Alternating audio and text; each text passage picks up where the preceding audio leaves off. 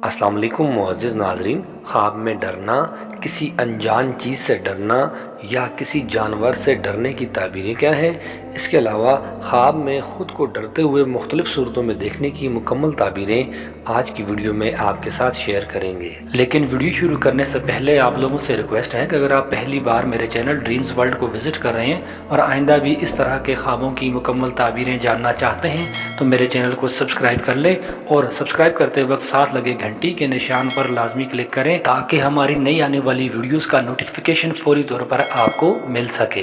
मुअज़्ज़िज़ नाज़रीन, हज़रत इब्न सीरीन रहमतुल्लाह अलैह ने फरमाया है कि ख्वाब में डरना अमन है।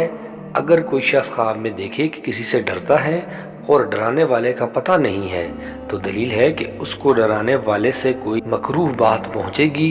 हज़रत जाफ़र सादिक रहमतुल्लाह अलैह ने फरमाया है कि ख्वाब में डरना फ़तह है। हज़रत सल्लल्लाहु अलैहि वसल्लम ने फरमाया है कि फ़तह दहशत के साथ है। और अगर कोई शख्स ख्वाब में देखे कि चोर या जानवर से डरा है तो दलील है कि अपने लवाहिकीन से ज़रर और नुकसान उठाएगा।